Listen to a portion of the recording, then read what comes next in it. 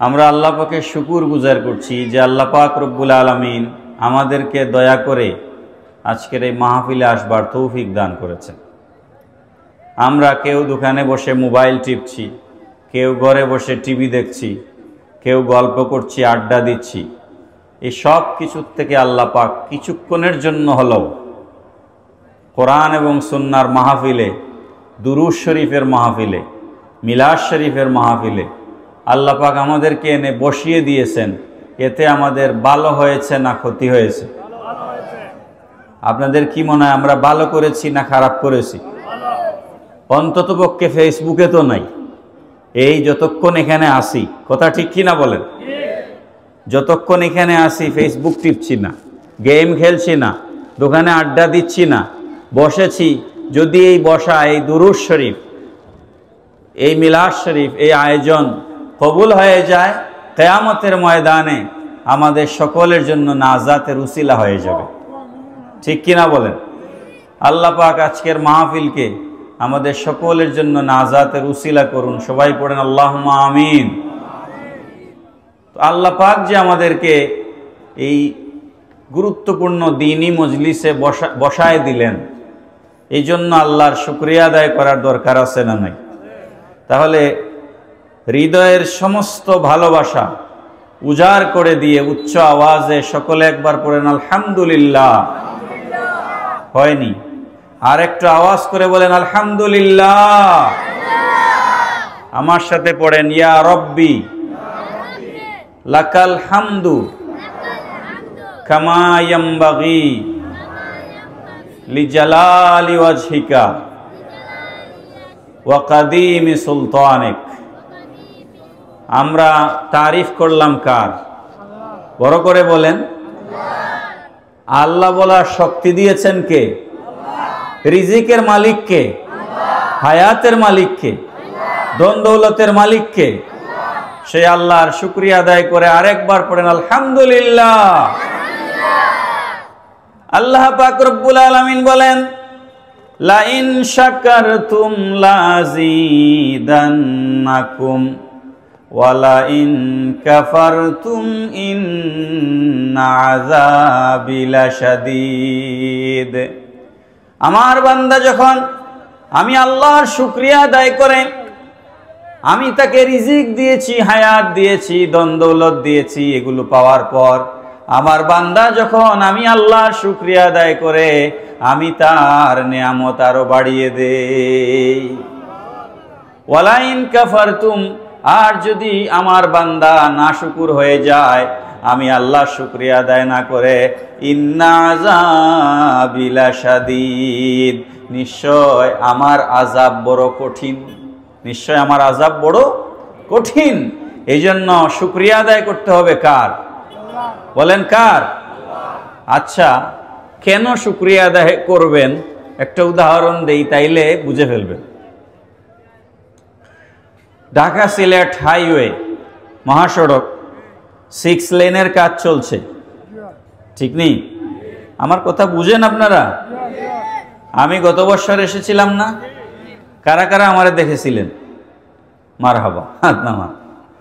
যারা উঠে গেছেন, দীর্ঘক্ষণ ধরে মাহফিল হচ্ছে, আপনাদের পেশাবের হাজত থাকতে পারে, বসতে বসতে পায়ে ব্যথা হয়ে যেতে পারে, ওঠাটা অস্বাভাবিক নয়, কিন্তু আমি বলবো আপনারা আবার এসে সবাই বসে যান। এই মাহফিল আগামীকাল আরেকবার আয়োজন হবে, বলেন হবে? এই গত বছর 2024-এর 10 নভেম্বর মাহফিল হয়েছিল, আর এবার আবার 10 নভেম্বর মাহফিল হচ্ছে। সুতরাং এই দিনটাকে আমাদের গুরুত্ব দিতে হবে। আর যে আলেম ওলামা এখানে এসেছেন তারা আগামীকাল আবার আসবেন না।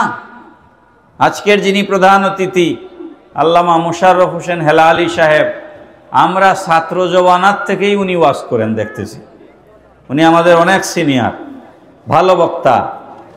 আপনারা উনার বয়ান শুনবেন। উনি আসবেন, আমি ছেড়ে দিব ইনশাআল্লাহ। তো আজকের এই মাহফিলটাকে গুরুত্ব দেন। বলছিলাম ঢাকা সিলেট মহাসড়কের কাজ চলছে, ধুলাবালু কম না বেশি? বলেন, ধুলাবালু কম না বেশি? এই যত ধুলা সারাদিন আমাদের চোখের ভিতরে ঢুকে, এগুলো যদি আল্লাহ পাক রব্বুল আলামিন কিউর না করতেন, খুব লক্ষ্য করবেন, সারাদিন আমরা কাজ করি, কাজ করার পর রাতে যখন ঘুমাই, ঘুম থেকে ওঠার পর দেখা যায় আমাদের চোখের কোনা দিয়ে সাদা ময়লা বের হয়েছে। কি কেউ দেখেন নাই জীবনে, নাকি বের হয়? সারা দিনে আপনার চোখের ভিতরে যত ধুলাবালু ঢুকেছিল, আল্লাহ পাক রব্বুল আলামিন তার কুদরতি ব্যবস্থাপনায় চোখের ভেতরে এমন একটা পানি তৈরি করে দেন। চোখের পানি ঠান্ডা না গরম? বলেন না। চোখের পানি বুঝি ঠান্ডা? বেটার চোখের পানি ঠান্ডা পানি বের হয় কোনোদিন? আল্লাহ পাক রব্বুল আলামিন ওয়ার্ম, হট না, গরম না, ওয়ার্ম, একটা উষ্ণ গরম একটা পানি চোখের ভিতরে তৈরি করে দিয়া, সেই পানি দিয়া ঘুমের ভিতরে আপনার চোখকে পিউর করে সমস্ত ময়লা আল্লাহ পাক চোখের কোনা দিয়ে বের করে দেন। আওয়াজ করে বলেন না সুবহানাল্লাহ। যদি সেটা আল্লাহ না করতেন, যত ধুলাবালু আমাদের চোখ দিয়া সারা দিন ঢুকে, আর প্রতিদিন যদি চোখের ড্রপ দেয়া লাগতো, কি অবস্থা হতো? এটা একটা উদাহরণ আমি আপনাদেরকে দিলাম। সে আল্লাহর শুকরিয়া আদায় করার দরকার আছে না নাই? সে আল্লাহর শুকরিয়া আদায় করে বড় করে বলেন আলহামদুলিল্লাহ। মুহতারাম হাজিরিন, বলেন রিজিকের মালিক কে? গাছের ডালে পাখিকে কে খাবার দেয়? পিঁপড়ার খাবারের ব্যবস্থা কে করেন? সমুদ্রের নিচে মাটির উপরে যেই পরিমাণ মানুষ আছে, মাটির উপরে যেই পরিমাণ জন্তু জানোয়ার আছে, খুব ভালো করে লক্ষ্য করবেন। মাটির উপরে কি শুধু আমরা আছি না আরো কিছু আছে? গরু আছে, ছাগল আছে, মহিষ আছে, হাঁস মুরগি আছে, হ্যাঁ আছে কি নাই? ঘোড়া আছে, গাধা আছে, কত কিছু আছে আমরা জানি না, সব কিছুর নামও জানি না। বাঘবল্লুক আছে। মাটির উপরে যেই পরিমাণ আল্লাহর সৃষ্টি আছে, তার 3 গুণ বেশি পানির ভিতরে আছে। বড় করে বলবেন না সুবহানাল্লাহ। যে আল্লাহ মানুষকে রিজিক দেয়, সেই আল্লাহ জঙ্গলের বাঘেরও রিজিকের ব্যবস্থা করে। যে আল্লাহ মানুষের রিজিকের ব্যবস্থা করেন, সেই আল্লাহ পিঁপড়ারও রিজিকের ব্যবস্থা করেন। সমুদ্রের পানির নিচে লক্ষ কোটি মাছ, হাঙ্গর, এগুলোর রিজিকের ব্যবস্থা করেন কে? আমার কথা যদি বুঝে থাকেন তাইলে উত্তর দিবেন। রিজিকের মালিক কে? আল্লাহকে যদি রিজিকের মালিক মানলেন, তাইলে আপনি চুরি করতে গেলেন কেন? আমাদের দেশে চুর আছে না নাই? আল্লাহকে যদি রিজিকের মালিক মনে করেন, তাহলে ঘুষ খান কেন? আল্লাহকে যদি রিজিকের মালিক মনে করেন, তাইলে রাস্তায় পকেট মারেন কেন? আল্লাহকে যদি রিজিকের মালিক মনে করেন, তাহলে ছিনতাই করেন কেন? আল্লাহকে যদি রিজিকের মালিক মনে করেন, তাহলে টেন্ডারের থেকে টাকা বাটোয়ারা করেন কেন? আল্লাহকে যদি রিজিকের মালিক মনে করেন, তাহলে মেম্বার সাহেব, চেয়ারম্যান সাহেব গম চুরি করেন কেন? আল্লাহকে যদি রিজিকের মালিক মনে করেন, তাহলে চাঁদাবাজি করেন কেন? তাহলে বোঝা গেল এই সমস্ত কাজ যারা করে, তারা আল্লাহকে রিজিকের মালিক মনে করে না। আমার কথায় কি কষ্ট পাচ্ছেন? কুলিল হাক্কু মুররুন, সত্য কথা তিতা। সত্য কথা কি? সত্য কথা মিঠা লাগে না, সত্য কথা তিতা। নামাজ পড়েন, নামাজ পড়িয়া সুদ খায়, নামাজ পড়ে ঘুষ খায়, এরকম মানুষ আছে না নাই?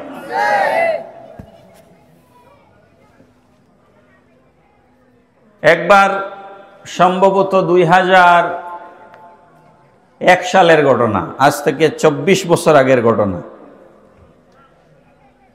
আপনারা তো ওয়াজে, জিকির, গজল সারা জীবনে শুনছেন, দুই একটা কথা শুনতে রাজি আছেন?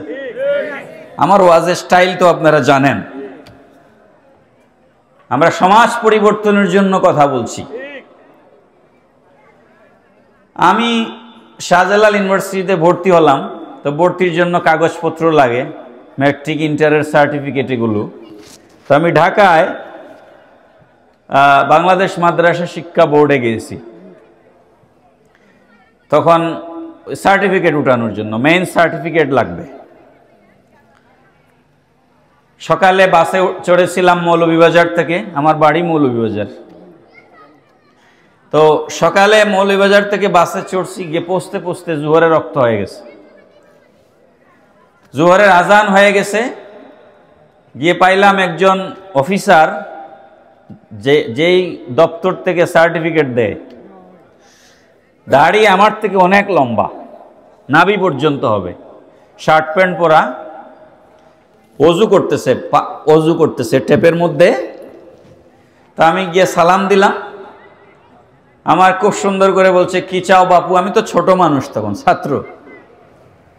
তাই আমি বললাম, স্যার আমি এসেছি অনেক দূর থেকে, সিলেট থেকে, আমার সার্টিফিকেট লাগবে, আজকেই যদি দিতে পারেন আমার খুব উপকার হয়, নাহলে আজকে আবার আমার ঢাকায় থাকতে হবে, আমি ছাত্র মানুষ, থাকা খাওয়া খরচ আছে না, আজকেই যদি আমার দিতে পারেন তাহলে আমার অনেক উপকার হয়।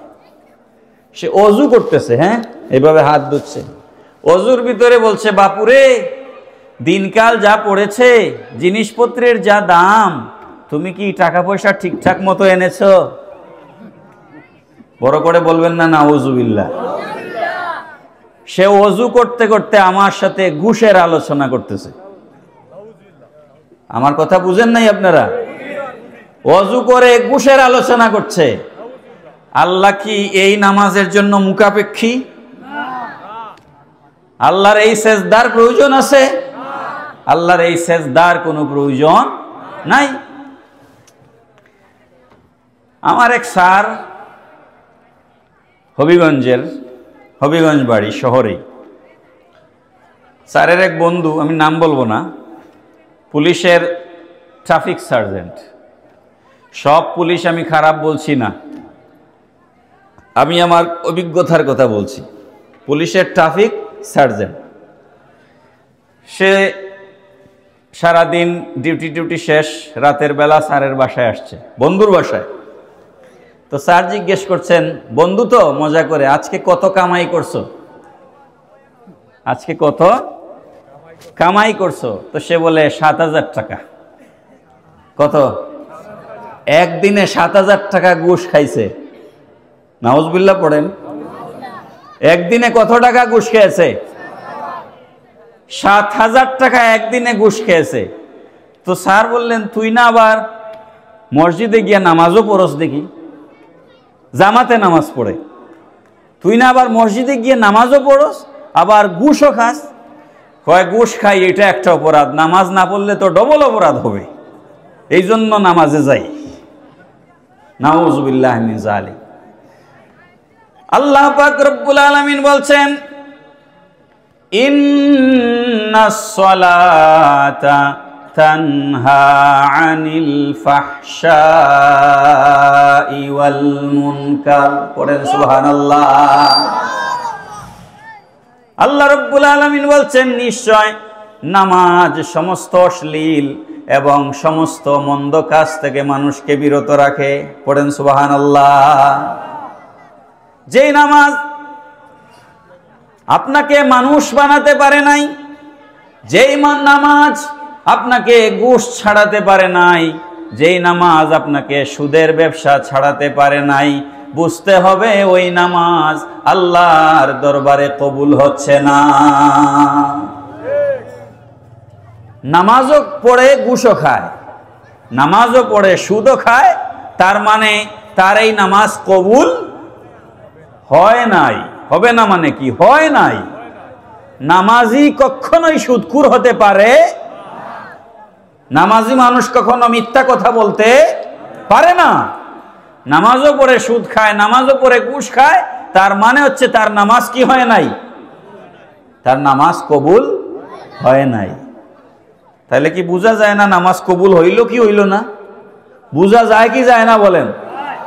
খেয়াল করেন, আমরা নামাজের জন্য শর্ত হচ্ছে পবিত্রতা।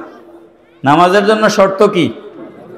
আপনার স্ত্রী সহবাস করেছেন, কিংবা আপনার স্বপ্নদোষ হয়েছে, ইহতিলাম হয়েছে, আপনি গোসল না করে নামাজ পড়তে পারবেন? বলেন পারবেন না। তার মানে নামাজের শর্ত হচ্ছে তহারাত, নামাজের শর্ত হচ্ছে পাক পবিত্রতা, এটা নামাজের শর্ত। এখন আমাদের অনেক ছেলে পেলে আছে, আমি তো বিভিন্ন জায়গায় মেহফিলে যাই, একবার ভৈরবে আমার কাছে 15-20টা ছেলে আসছে মুরিদ হওয়ার জন্য, হুজুর মুরিদ হব। তা আমি বললাম আমি কোনো পীরের কাছ থেকে খেলাফত নেই নাই বা পাই নাই, সুতরাং আমি মুরিদ করাতে পারবো না, আমার জন্য এটা হারাম, আমি পীর হইলে না মুরিদ করাবো।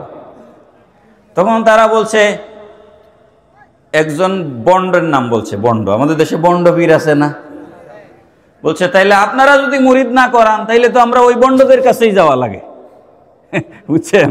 আমাকে বলতেছে। তাই আমি বললাম ভাই বন্ড না, ভালো পিসাব তো সমাজে আছে, খুঁজে বের করো, বের করে মুরিদ হও।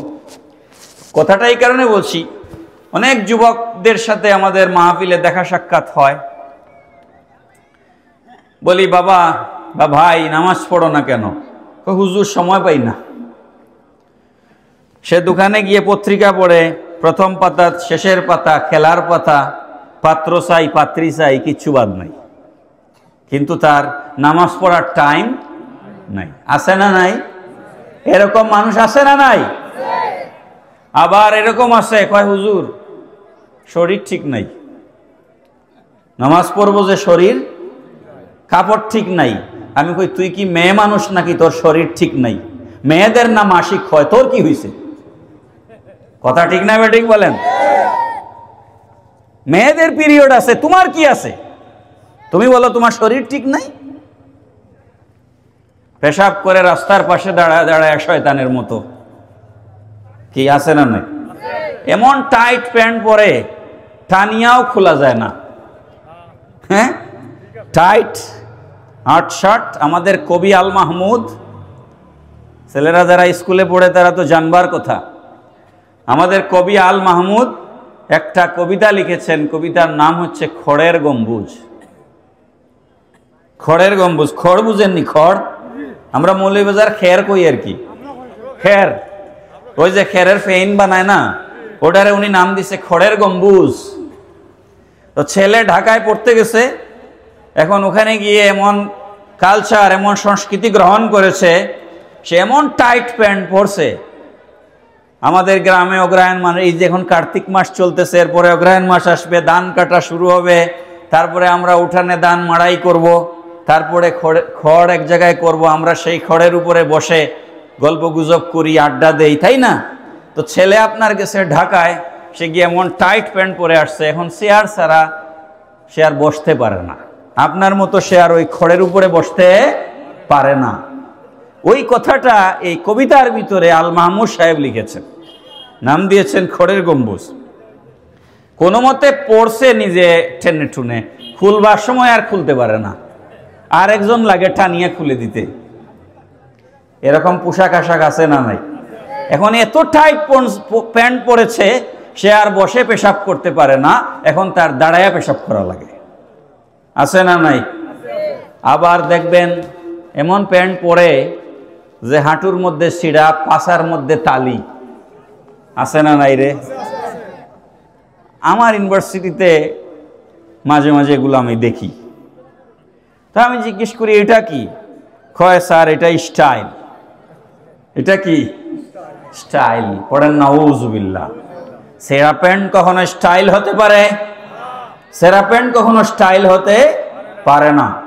এখন তিনি এমন টাইট প্যান্ট পরেছেন, আর সোজা হয়ে হাঁটতেও পারে না, প্যান্টটাকে তাকে টাইট করে ধরেছে, হাঁটার সময় ডানে বামে হেলায়া দোলায়া তিনি হাঁটেন, সোজা হয়ে হাঁটতেও পারে না। আমি একটা গল্প বলে বিষয়টাকে এরকম বুঝাই, খেয়াল করেন।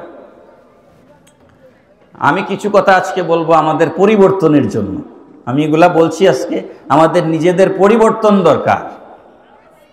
আমার যুবক ভাইয়েরা যারা আছো, আমাকে দেখো, আমি একজন বিশ্ববিদ্যালয়ের শিক্ষক। আমার মাথায় টুপি আছে না? মুখে দাড়ি আছে না নাই? ছোট না লম্বা? গায়ে জুব্বা আছে? আছে কি নাই? এই পোশাক পরে যদি আমি বিশ্ববিদ্যালয়ে শিক্ষকতা করতে পারি, তাহলে অন্য কারো অসুবিধা হওয়ার কথা নয়। এখন গল্পটা হচ্ছে এরকম, সাপ এরকম পানির মধ্যে, সাপ কিন্তু সোজা হয়ে যাইতে পারে না, সাপ এরকম এরকম হয়ে যায়। তো সাপ যাচ্ছে এরকম এরকম হয়ে, ব্যাঙ আসছে লাফায় লাফায়, আসিয়া বলে, মামু তুমি সোজা হয়ে হাঁটতে পারো না? ব্যাঙ সাপরে বলতেছে। তো সাপে কয়, আমি কেমনে হাঁটবো, এটা কি তুই আমারে নসিহত করবি? এটা আমার ব্যাপার। বলেন তো, শক্তি সাপের বেশি না ব্যাঙের বেশি? সাপের। এটা যে কোনো বেকুবও বুঝে। ব্যাঙের কোনো শক্তি আছে? দুর্বলের ওয়াজ সবলরা কখনোই শোনে না। যে সুদ খায়, যে 1000 কোটি টাকা ঘুষ খেয়ে বিদেশে পাচার করেছে, সে আমার ওয়াজ শুনবে না। ওয়াজ তো আপনারা নিরীহ মানুষরা শুনতে আসেন। কথা ঠিক না বেটি?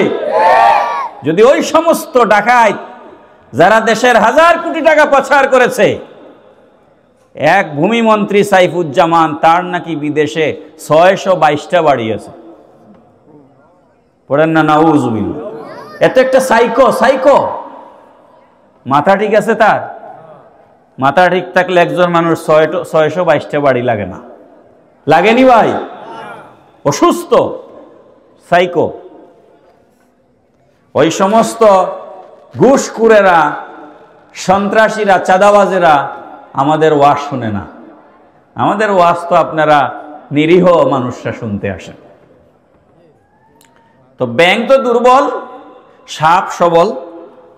সাপ বলে, আমি কিভাবে হাঁটবো, এটা আমার ব্যাপার। তুই বেশি কথা বললে পেটের ভিতরে ঢুকাই দিব। ব্যাঙ কয়, বাবা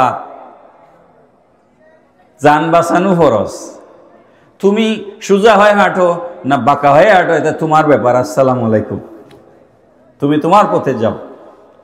কিছু দূর যাওয়ার পর এলাকার দুষ্ট ছেলেপেলেরা পাইছে সাপটাকে, পায়া বেড়ার থেকে গড়সি টুরসি তুলিয়া আর এমন পিটাইছে, পিটাইয়া মারিয়া ঢাকা সিলেট মহাসড়কের উপরে সাপটারে আলিফের মতো সোজা বানায়া ফেলে রাখছে, একদম আলিফ। এবার ব্যাঙ আবার লাফায় লাফায় আসছে, এসে বলে, মামু কইছিলাম বেলা তো হুনলায় না, এবার তো মরিয়া ঠিকই সোজা হয়েছে। কথা ঠিক না বেঠিক? ও মুসলমান, মরা লাগবে কি লাগবে না? বলেন, মরবেন না এমন কেউ আছেন? মরবেন না এমন কেউ আছেন? তো মরিয়া সোজা হব না আগে সোজা হব? মরে তো সোজা হওয়াই লাগবে। মরার পরে সোজা হওয়া লাগবে কি লাগবে না? না না, মরার পরে বলিয়েন আমি সোজা হব না, আমি বাঁকা থাকবো, পারবেন? তো মরিয়া সোজা হওয়ার আগেই সোজা হওয়া দরকার আছে না নাই? মুত কাবলাল মুত, মুতু কাবলাল মুত। মরার আগে মরো, মরার আগে মরো। যেই কথা বলছিলাম, নামাজও করে সুদ খায়, এরকম মানুষ আমাদের সমাজে আছে না নাই? আর আমার মতো হুজুর যারা আছে, যে হাদিয়া বেশি দেয়, সে সব থেকে ভালো মানুষ। টাকা সুদের না ঘুষের, গুয়ের না মুথের, এটার কোনো দরকার নাই। কথা ঠিক না বেঠিক? টাকা পায়খানার থেকে আসছে না কোথার থেকে আসছে, এটা আমরা কোনো হুজুর কোনোদিন জিজ্ঞেস করেছি নাকি? হাদিয়ার বান্ডিল আমারে বেশি দেন, আমি আপনার জন্য দোয়া বড় করে করব। আমরা তো বিভিন্ন জায়গায় যাই, মসজিদের ইমাম সাহেবকে জিজ্ঞেস করলাম এক জায়গায়, হুজুর খাওয়া দাওয়া কেমনে করেন? কয় মাশাআল্লাহ খুব ভালো খাই। কিভাবে? 30 দিন 30 বাড়ি থেকে খাবার আসে। এটা আমাদের দেশের কালচার। 30 দিন 30 বাড়ি থেকে খাবার আসে, তাইলে তো মাশাআল্লাহ খুব ভালো খাবার হয়। কারণ 30 দিন পরে একজন খাবার দেয়, ওই লোক চেষ্টা করে আজকে হুজুরকে ভালো খাবার দিব, ঠিক কি না বলেন? তো মাছ গুস্ত তো থাকেই প্রতি অক্তে। কিন্তু একটা অসুবিধা আছে হুজুর। অসুবিধা কি? 30 দিন যে 30 বাড়ি থেকে খাবার খাচ্ছেন, এই 30 বাড়ির মধ্যে সুদখোর আছে না নাই?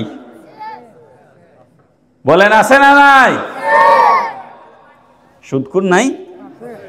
তা আপনি যদি সুদের খাবার খায়া এই শরীরের রক্ত মাংস গড়ে তুলেন,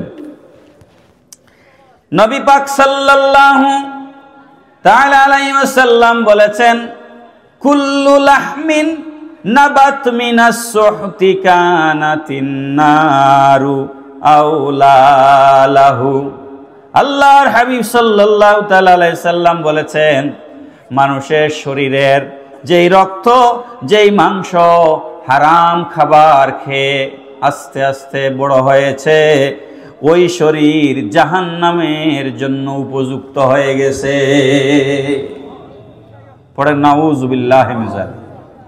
আমার প্যারা হাজিরিন, দেশের সব থেকে বড় ঘুষখোর এলাকায় আসিয়া মসজিদ বানায়, আছে না নাই?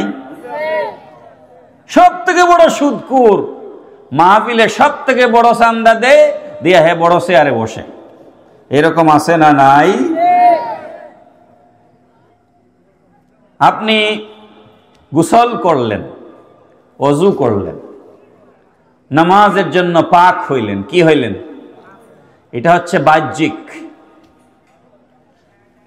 কিন্তু আপনার শরীরের যে জামা, যেই পাঞ্জাবি পরে আপনি মসজিদে যাচ্ছেন, যেই জুব্বা পরে আপনি মসজিদে যাচ্ছেন, ওটা যদি দুর্নীতির টাকায় কেনা হয়, সুদ ঘুষের টাকায় কেনা হয়, ওই সেজদা আল্লাহর দরবারে কবুল হবে? হবে না। প্যারা হাজিরিন, সুদ ঘুষের টাকা দিয়া যদি শরীর গড়ে ওঠে, সারাদিন যদি আপনি আল্লাহর কাছে ফরিয়াদ করেন, ওই মুনাজাত আল্লাহর দরবারে কবুল হয় না। অসুবিধা হচ্ছে আপনাদের? তো দুরূদ শরীফ পড়ুন, আল্লাহুম্মা সাল্লি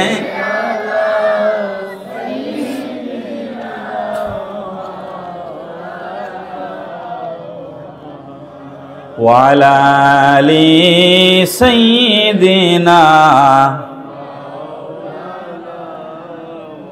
আল্লাহুম্মা সাল্লি আলা মাওলানা মুহাম্মদ ওয়া আলা আলি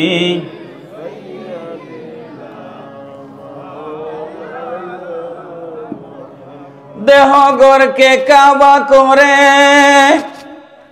মন যেন হয় মদিনা, সেই মদিনায় নসিব হবে মুহাম্মদি ঠিকানা।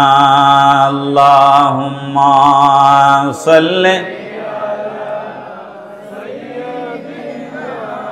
মাওলানা মুহাম্মদ ওয়া আলা আলি সাইয়্যিদিনা মাওলানা।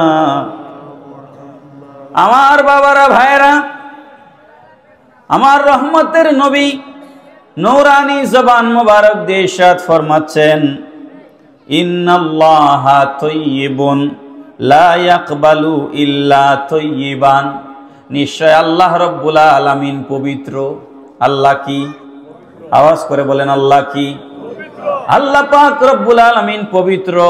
সেই আল্লাহ পাক পবিত্র জিনিস ছাড়া না পাক কোনো জিনিস আল্লাহ গ্রহণ করেন না, কবুল করেন না। ওয়া ইন্নাল্লাহা আমারাল মুমিনিনা বিমা আমারা বিহিল মুরসালিন।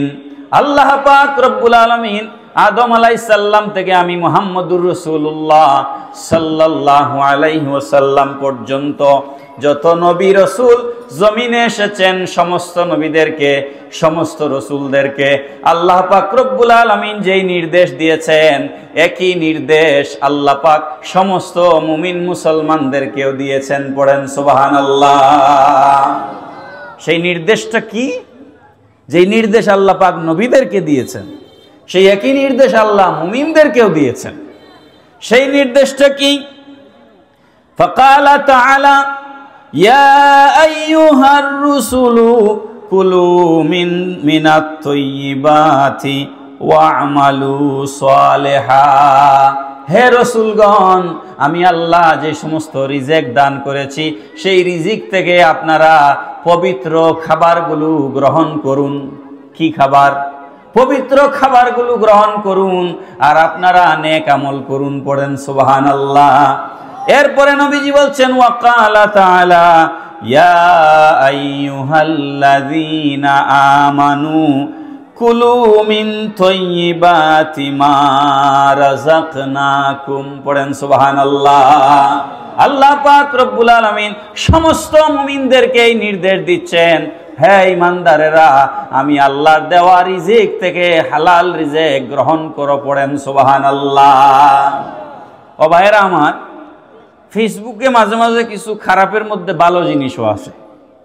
একটা কালকে না পরশুদিন একটা লেখা পাইলাম ফেসবুকে, অফিসের মধ্যে সরকারি চাকরি, এমন একটা অফিস আছে ঘুষ ছাড়া কোনো কাজ করতে পারবেন?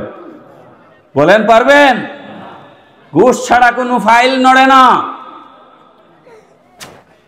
নাভি পর্যন্ত লম্বা দাড়ি, তানবীর বই ছাপার 380 কোটি টাকা মেরে দিয়েছে। পড়েন না নাউজুবিল্লাহ। তার দাড়ি নাভি পর্যন্ত লম্বা, তবলিগ করে। 380 কোটি, 380 কোটি। আবার তবলিগও করে। পড়েন না নাউজুবিল্লাহ। মুহতারাম হাজিরিন, দুর্নীতি এমন পর্যায়ে গিয়ে পৌঁছেছে যে কথা বলে এখন আর সামলানো যাচ্ছে না, এই পর্যায়ে দুর্নীতি গেছে। তো একজন লিখেছে, এক অফিসে একজন হিন্দু অফিসার, একজন মুসলমান অফিসার। লক্ষ্য করুন, সাইড টক, কোনো সাইড টক করবেন না, খুবই গুরুত্বপূর্ণ কথা হচ্ছে, নাকি ফালতু কথা বলতেছি? আপনাদের এখানে বয়ান করার জন্য অনেক স্টাডি করে, পড়াশোনা করে এসেছি। এক হিন্দু অফিসার আর এক মুসলমান অফিসার। হিন্দু লোক গরু খায় না, বলে এটা আমার ধর্মে নিষেধ। কথা ঠিক না বেঠিক? হিন্দু লোক গরু কিসে নিষেধ? মুসলমান শুকরের মাংস খায় না। আমি গেলাম ইন্ডিয়া, কয়েকবার গেছি, 3-4 বার গেছি ইন্ডিয়াতে।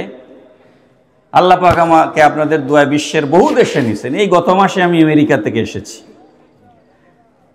তো এই জাফলং দিয়ে ডাউকি দিয়ে ঢুকেছি ইন্ডিয়া। রাস্তা দিয়ে যাচ্ছি ওই যে শিলং গেলাম, শিলং চেরাপুঞ্জি। খালি দেখি রাস্তার দুই পাশে মাংসের দোকান, একদম বড় বড় করে কেটে কেটে রাখছে। প্রথম ভাবছি গরু মাংস, আমরা তো গরু খায় অভ্যস্ত। পরে হঠাৎ মনে হয়েছে না, এগুলো তো গরু হওয়ার কথা না। পরে জিজ্ঞেস করলাম শিলংয়ে আবার এরা খুব ইংলিশ, ভালো ইংলিশ বলে। What's the meet?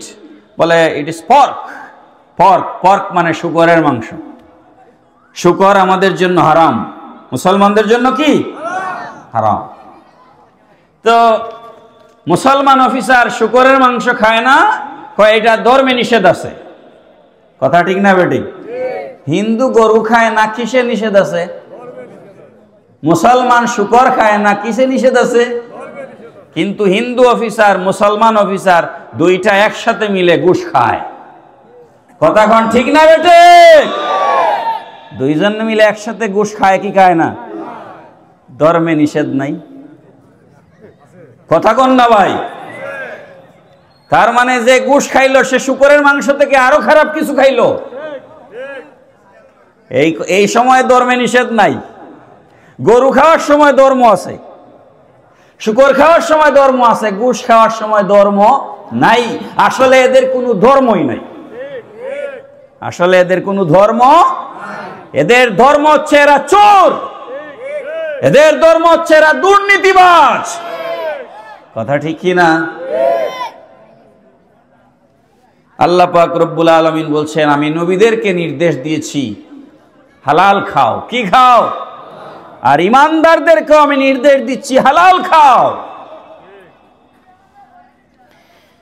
সুম্মা যাকারার রাজুলা ইউতিলু সাফারা শাসা আকবার ইয়ামুদ্দু ইয়াদাইহি ইলাস সামা।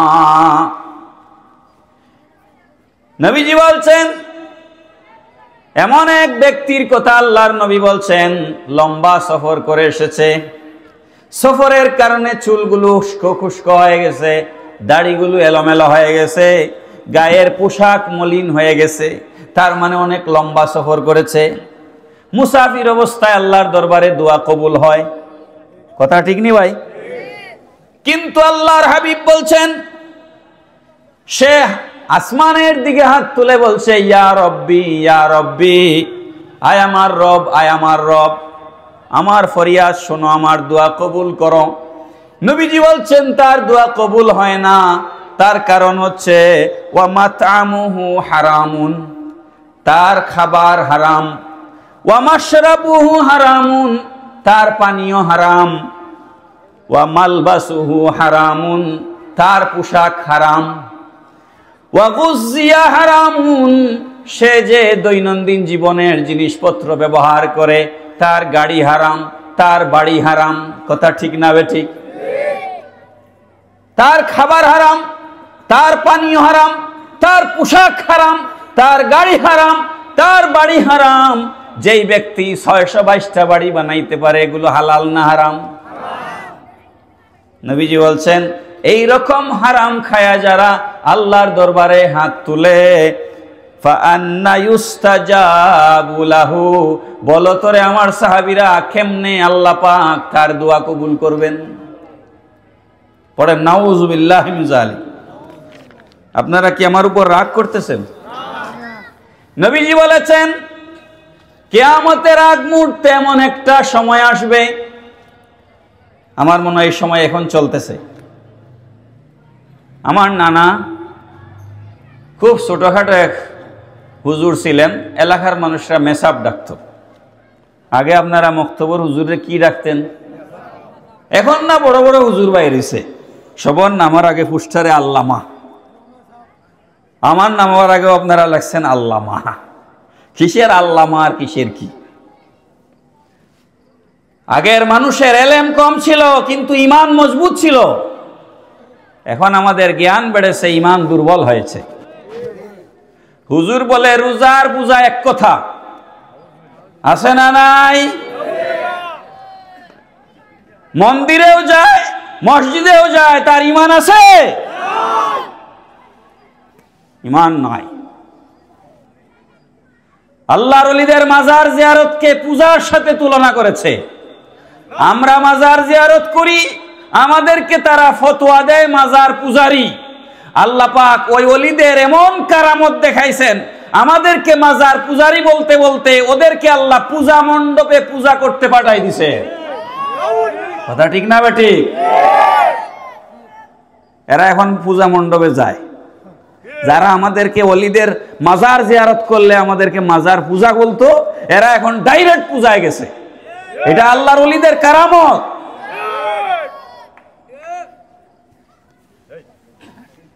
আমার নানা বড় এক বুজুর্গ ছিলেন, বড় আলিম ছিলেন না কিন্তু বড় বুজুর্গ ছিলেন। গ্রামে গ্রামে গিয়ে মক্তবে পড়াইতেন পয়সা ছাড়া। মানুষরা মায়া করিয়া আলু দিত, মুখি দিত, উড়ি দিত, এগুলা দিত ব্যাগ পড়িয়া, বুঝছেন? আমি দেখছি, কোনো হাদিয়া নিতেন না, এগুলাই দিত মানুষ। তো একদিন বাজারে গেছি, আমি আমার নানার সাথে বাজারে যাইতাম। আমার দাদাকে আমি দেখি নাই, দাদা আমার ছোট, আমার বয়স 2-2.5 বছরের সময় মারা গেছে। নানাকে ভালো করে দেখছি। তো আমার নানা খুবই বুজুর্গ ছিলেন। আমি ওনার বুজুর্গের একটা কথা আপনাদেরকে বলতেছি, এবং এটা আমি আমার জীবনে আমল করছি, এখনো আমল করি। তো আমার নানি তামাক খাইতেন, তামাক হুক্কা। তো তামাক খাইতে হইলে ওই যে সিটা কিনে আনা লাগে বাজার থেকে, সিটা। এখনকার বাচ্চারা চিনবে না এগুলা, এখনকার বাচ্চারা এগুলো চিনবে না। তো চিটা যে দোকান থেকে কিনতাম, এক দোকানেই পাওয়া যেত বাজারে, এটা সবাই ব্যস্ত না। ওই বেটা সিটার বাটি নিয়ে যাইতাম বাড়ি থেকে, সিটার বাটি, গটি গটি গটি। এখন না ভাই পলিথিন বের হইছে, আগে তো আমরা খলই দুসন দিয়া বাজার করতে মানুষকে দেখছি, আপনারা দেখছেন না? এখন না পলিথিন বের হইছে, বের হইয়া লাভ হয় নাই, আমাদের ক্ষতি হয়েছে, পরিবেশ নষ্ট হয়েছে। তো এখন গটি নিয়ে আমি দাঁড়ায় আছি, তার আরো কাস্টমার আছে, বেঞ্চ আছে না দোকানে, বসিমালের দোকানে, খুব মজা করতো, বলতো ওই 14 নম্বরে বসো, মানে এটা সবার পরে দিবে, বুঝছেন, সিটা এটা সবার পরে দিবে। তো একদিন সব বাজার করার পর 8 টাকা নাই সিটা কিনবার। এখন উনি খালি গটি নিয়েই ফেরত বাড়ির দিকে, আমার নানা। তো আমি বললাম যে তোমার তো ওই লোক বিশ্বাস করে, বাকি নিয়ে নাও, আগামীকালকে টাকা দিয়ে দিবা, বাকিতে নিয়ে নাও। আমি তখন ধরেন ক্লাস 7-8-এ পড়ি, আমার স্পষ্ট মনে আছে। তো উনি বলল, তামাক খাবে তোমার নানি, আমি নিব বাকি, যদি আজকে রাত্রে আমি মারা যাই, বেটার পাওনা রেখে যে আমি মারা যাব, খবরে ডান্ডা, নানি খাবে না আমি খাবো। কথা কোন ঠিক না বেঠিক? এই আমলটা আমি নিজে করছি, আমার কোনো দোকান থেকে আমি জীবনে বাকি কিচ্ছু কিনি না, এবং আমি পারতপক্ষে কোনো ঋণ করি না। কখন মরব তার তো কোনো নিশ্চয়তা। আলহামদুলিল্লাহ, কোনো মানুষ আমার সামনে দাঁড়িয়ে বলতে পারবে না যে আপনার কাছে আমি পাওনা আছে, আমার এই কথা বলার কেউ ইনশাআল্লাহ নাই। আমি এই কাজ আমি করি না, এটা আমি আমার নানার কাছ থেকে নিয়েছি। এটা কত বড় তাকওয়া আপনি চিন্তা করছেন? আর আমাদের দেশে তো এরকম হাজার হাজার মানুষ আছে, আপনাদের এই পানি উমদা হয়তো নাই, কিন্তু আমার বাজারে আছে হাজার হাজার মানুষ দোকান থেকে বাকি নিয়া 10,000 20,000 জমায়া আর ওই দোকানের পাশে দিয়েও যায় না। এরকম কাস্টমার আছে না নাই? হাল খাতা করিয়াও টাকা উদ্ধার করতে পারে না, হাল খাতা করিয়াও টাকা উদ্ধার করতে পারে না, এরকম কাস্টমার আছে না নাই? সে বাকি খাওয়ার সময় নিয়তই করছে এই টাকা আমি দিব না। এরকম বাটপার আছে না নাই? বলেন আছে না নাই? এই বাটপারের নামাজ তো আল্লাহর দরবারে কবুল হবে না। রাগ হচ্ছেন? নবীজি বলছেন কিয়ামতের আগ মুহূর্তে এমন একটা সময় আসবে, আমি বলছিলাম মনে হয় এই সময়টা এখন চলে এসেছে। আর আবি হুরায়রা রাদিয়াল্লাহু তাআলা আনহু আনিন নবী সাল্লাল্লাহু আলাইহি ওয়াসাল্লাম قال لا يأتين على الناس زمان لا يبالي المرء بما أخذ المال أمن حلال أم من حرام রাওয়াহুল বুখারী। নবীজি বলছেন কিয়ামতের আগ মুহূর্তে এমন একটা সময় আসবে, আমার উম্মতেরা পয়সা উপার্জনের জন্য, টাকা উপার্জনের জন্য এমন ভাবে পাগল হয়ে যাবে, সে কোনটা হালাল কোনটা হারাম তার বাছ বিচার করবে না। নবীজি 1500 বছর আগে এই কথা বলে গেছেন। আপনাদের কথা বাদ দেন না, আমরাই তো হারামের ভিতরে আছি, আছি না নাই? আপনারা মনে হয় বুঝেন নাই আমার কথা। হুজুররা হারাম খাচ্ছে না, যাক ওদিকে যাই না। আপনি সম্পদের পাহাড় গড়েছেন, আপনার প্রতিবেশী খাইতে পায় না, মেয়ে বিয়ে দিতে পারে না, অসুস্থ হইলে চিকিৎসা করাতে পারে না, এরকম মানুষ কি দেশে আছে না নাই ভাই? আহা কি আফসোস, কালকে একটা নিউজ দেখলাম, আমার মনটা এত খারাপ হয়েছে, যদি ওই লোকটারে আমি পাইতাম আমি কিছু করার চেষ্টা করতাম। বয়স কম হইলেও 60-এর উপরে হবে, একটা লোক 20 দিন মাটি কাটার কাজ করছে। কয়দিন? 20 দিন মাটি কাটার কাজ করিয়া 7,500 না 8,000 টাকা, কত টাকা জানি জমাইছে মাটি কাটার কাজ করিয়া। খাওয়া দাওয়া করিয়া সব টাকা তো আর জমায় রাখা যায় না।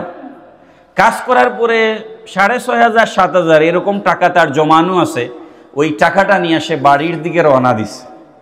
তার বিশেষ কোনো কাজ আছে, এই টাকাটা লাগবে তার।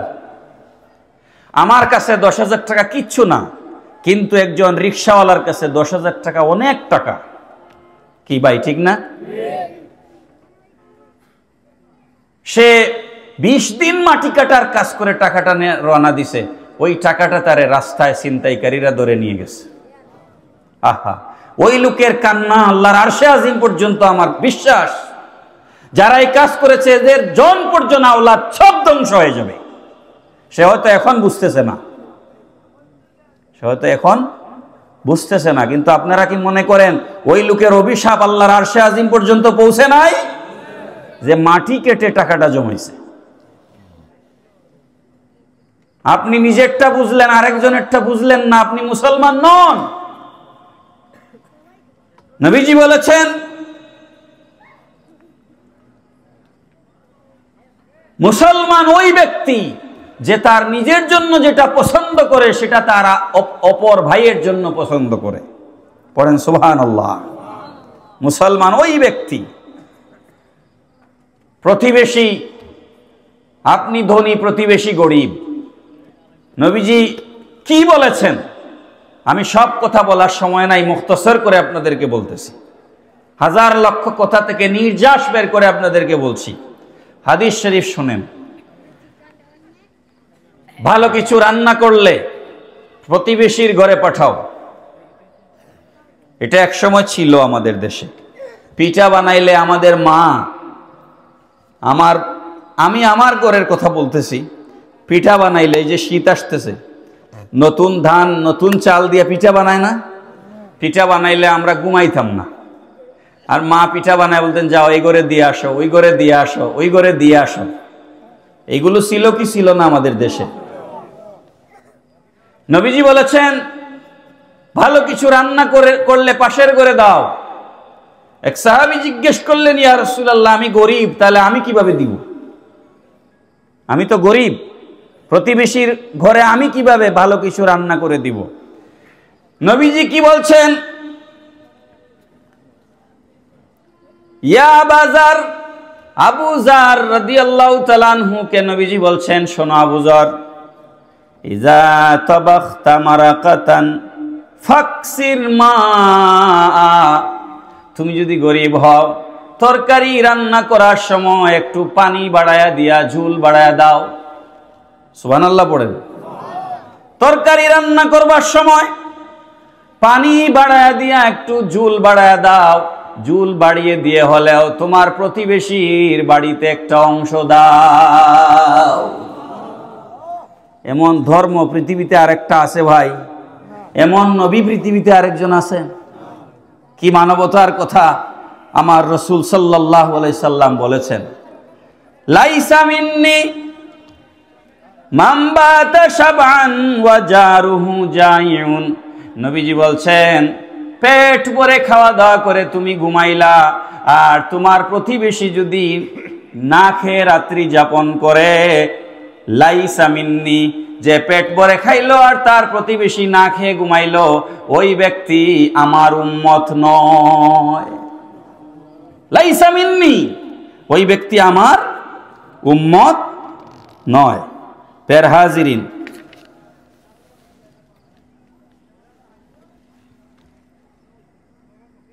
এই যে পানিউমদা বাজারে শত শত ব্যবসায়ী ভাইরা আছেন, আপনি যদি সঠিক পাল্লায় ওজন করেন, খাদ্যে ভেজাল না দেন, ফরমালিন না দেন, সত্যিকার অর্থে যদি ব্যবসা করেন, নবীদের সাথে সিদ্দিকদের সাথে আপনার হাসর হবে। পড়েন না সুবহানাল্লাহ। আর যদি ওজনে কম দেন, খাদ্যে ভেজাল দেন, লক্ষ্য করুন ইসলাম কি বলেছে।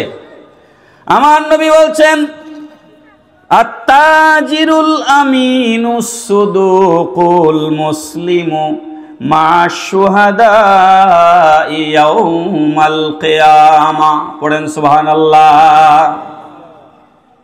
নবী পাক সাল্লাল্লাহু তাআলা আলাইহি ওয়াসাল্লাম বলছেন, আত্তাজিরুল আমিনুস সুদুক, সত্যবাদী আমানতদার ব্যবসায়ী যদি হয়, সত্যবাদী আমানতদার ব্যবসায়ী মানে কি? ওজনে কম, কি বলেন না একটু, আপনাদের মনোযোগ আছে? সত্যবাদী আমানতদার ব্যবসায়ী ওজনে কম।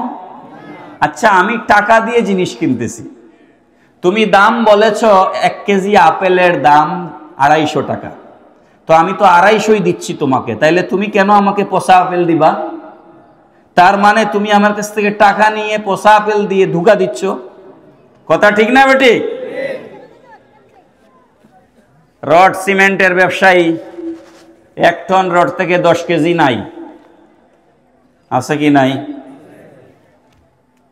নবীজি বলছেন যে ওজনে কম দেন, আমানতদারিতার সাথে, সত্যবাদিতার সাথে ব্যবসা করে মা শুহাদা ইয়াউমুল কিয়ামা, আমার ওই ব্যবসায়ী উম্মত কিয়ামতের ময়দানে শহীদদের সাথে হাসরের মাঠে উঠবে। মর্যাদা কম না বেশি? অনেক মর্যাদা। আর নবীজি বলেছেন কেউ যদি খাদ্যে ভেজাল দেয়, ওজনে কম দেয়, মান গাশশা ফালাইসা মিন্না, নবীজি বলেছেন যে ব্যবসায় প্রতারণা করে সে আমার উম্মত নয়। নবীজি সাধারণ ভাবে বাজার হাটে চলাফেরা করতেন, লক্ষ্য করুন। এখন যেভাবে বাজারে বাজারে ম্যাজিস্ট্রেটরা হাঁটাহাঁটি করে, নবীজি মদিনার অলিতে গলিতে ঘুরতেন। বাজারের ভেতরে গিয়ে গলির ভিতরে জুব্বা মোবারকের হাত এইভাবে গুটায়া খেজুরের বস্তার ভেতরে হাত মোবারক ঢুকায়া দিতেন, নিচ থেকে খেজুর বের করতেন, মিলায়া দেখতেন উপরের গুলা নিচের গুলা একরকম আছে কিনা। পড়েন না সুবহানাল্লাহ। তিনি আমার নবী। ভিজা পাইছেন, নিচের খেজুর ভিজা, উপরের গুলা শুকনা। আল্লাহর নবী বলেছেন এটা প্রতারণা, সিলগালা করে দিয়েছেন, তুমি আর এই বাজারে ব্যবসা করতে পারবে না। মান গাশশা ফালাইসা মিন্না, যে ব্যবসায় প্রতারণা করে সে আমার উম্মত নয়। সুতরাং ব্যবসায় প্রতারণা করবেন না, বরকত তো হবেই না, দুনিয়া আখিরাত বরবাদ হবে।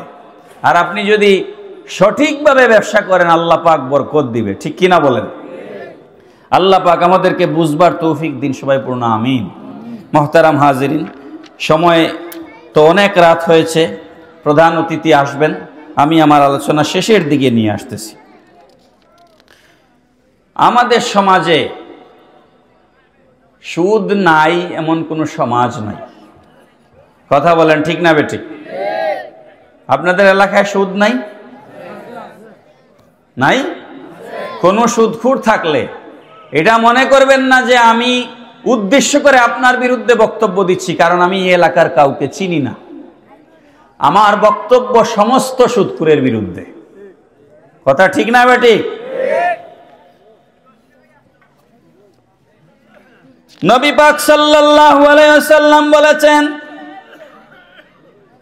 আকিলুর রিবা ওয়া মুআক্কিলিহি ওয়া কাতিবিহি ওয়া শাহিদিহি হুম সাওয়া।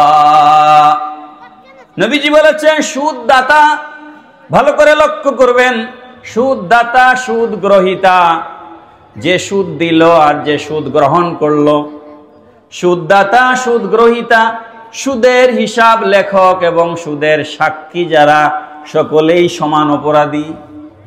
পড়েন নাউজুবিল্লাহ। মাঝে মাঝে আমাদের দেশে সুদখোররা তৃতীয় পক্ষের কোনো মানুষকে মাঝখানে রেখে জামিনদার বানাইয়া সুদের লেনদেন করে।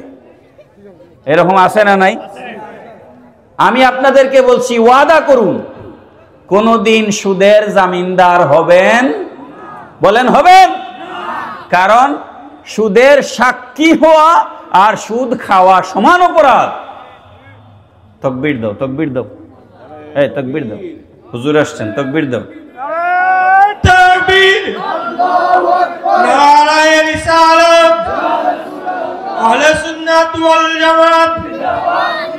প্রধান অতিথি সাহেবের আগমন, প্রধান অতিথি সাহেবের আগমন, আল্লাহ আলী হুজুরের আগমন।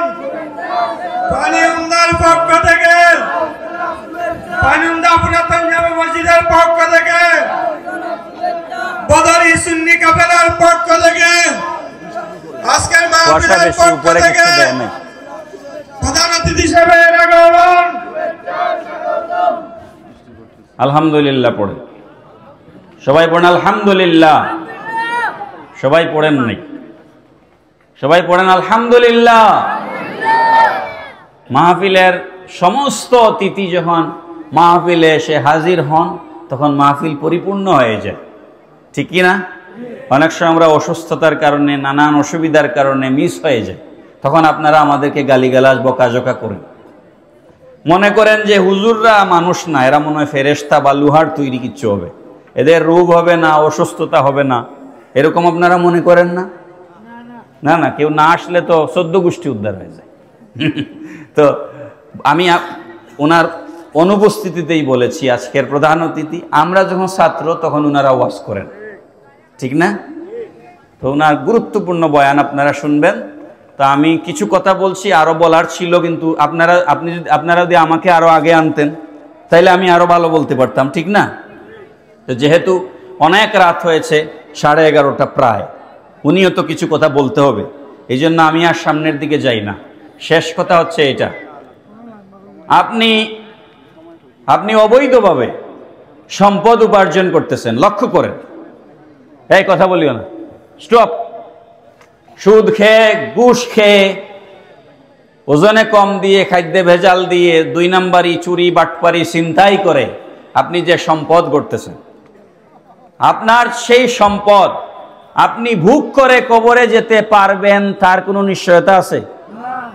বুঝেননি আমার কথা? এই 4-5 দিন আগে একটা খবর টেলিভিশনের মধ্যে দেখেছি, একজন মহিলা সারা জীবন ভিক্ষা করে 3 বস্তা টাকা জমাইছে।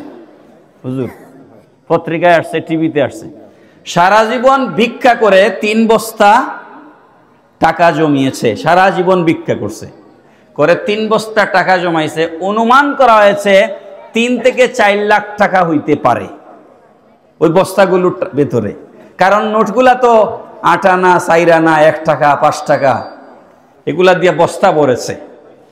ওই মহিলা মারা গেছে, 3 বস্তা টাকা রেখেই মারা গেছে। লাভ হইল কি বলেন? বলেন কোনো লাভ হইছে? তো যারা সুদ খায়, ঘুষ খায়, এরা সব সম্পদ নিয়ে কবরে যাইতে পারবে না? যা কামাই করছে সব খেতে পারবে? তো আপনি তো এই ব্যাপারে নিশ্চিত না যে সম্পদ আপনি অবৈধভাবে অর্জন করেছেন সেই সম্পদ আপনি বুক করে যেতে পারবেন কিনা তার কোনো নিশ্চয়তা নাই। কিন্তু এটা শতভাগ নিশ্চিত, আপনি হারাম উপায়ে যে সম্পদ অর্জন করেছেন তার জন্য আপনাকে জাহান্নামের আগুনে জ্বলতেই হবে। কথা ঠিক না বেঠিক? খাইতে পারেন বা না পারেন, বুক করতে পারেন বা, বুঝেন নাই আমার কথা? চুরি করে টাকা আনছেন, আনিয়া রাতেই আপনি মারা গেছেন, টাকা করে রয়ে গেছে, আপনি খাইতে পারেন নাই, ওই চুরির শাস্তি কবরে হবে কি হবে না? নাকি আল্লাহ ছেড়ে দিবে যে খাইতে পারে নাই ছেড়ে দাও? এরকম নয়। আপনি বুক করতে পারেন বা না পারেন সেটার শাস্তি আপনাকে বুক করতে হবে। এই জন্য আসুন সমাজ আমরা পরিবর্তন করি, সুদের বিরুদ্ধে, ঘুষের বিরুদ্ধে, চুরি ডাকাতির বিরুদ্ধে, ওজনে কম দেওয়ার বিরুদ্ধে, খাদ্যে ভেজাল দেওয়ার বিরুদ্ধে আমরা সোচ্চার হই, মানুষকে সচেতন করি। আর না হলে ইবাদত বন্দেগী কোনো কিছুই আল্লাহর দরবারে কবুল হবে না। দ্বিতীয়বারের মতো আপনারা আমাকে দাওয়াত করে আনবার জন্য মসজিদ কমিটি, এলাকার বদরি যে যুব সংঘ গঠন হয়েছে, সকলের না না হুজুরকে বসে, এটা বেয়াদবি নাকি?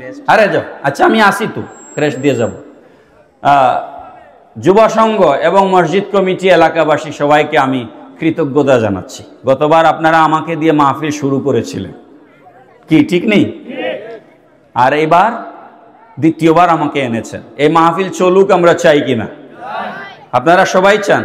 দেখি 2টা হাত তুলে জোরে সুরে একটা তাকবীর দেন। নারায়ে তাকবীর, নারায়ে তাকবীর, নারায়ে রিসালাত, নারায়ে রিসালাত, আহলে সুন্নাত ওয়াল জামাত। মারহাবা। মাহফিল ভালো কাজ করতে গেলে অনেক কষ্ট হয়, টাকা জোগাড় করা কষ্ট, আয়োজন করা অনেক কষ্ট।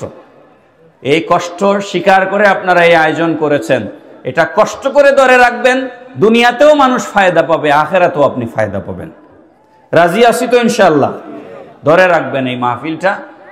আপনাদেরকে ধন্যবাদ জানিয়ে, বিশেষ করে আপনাদের সাবেক ইমাম মৌলানা আফজল রেজা, তাকে অনেক ধন্যবাদ জানাচ্ছি। আমাকে গতবারও দাওয়াত করেছে, এবারও। আর যাদের গড়ে খাওয়া দাওয়া করলাম ওনাদের প্রতি কৃতজ্ঞতা প্রকাশ করছি। আমির ভাই নাকি আমিরুল ইসলাম, এবং আপনারা যারা ধৈর্য সহকারে এতক্ষণ ধরে আমার কথা শুনলেন। কিছু কথা কঠিন বলেছি আজকে, কেউ মনে কষ্ট নেবেন না, সমাজ পরিবর্তনের জন্য বলেছি। আল্লাহ পাক কবুল করুন। আসসালামু আলাইকুম ওয়া রাহমাতুল্লাহি ওয়া বারাকাতুহু।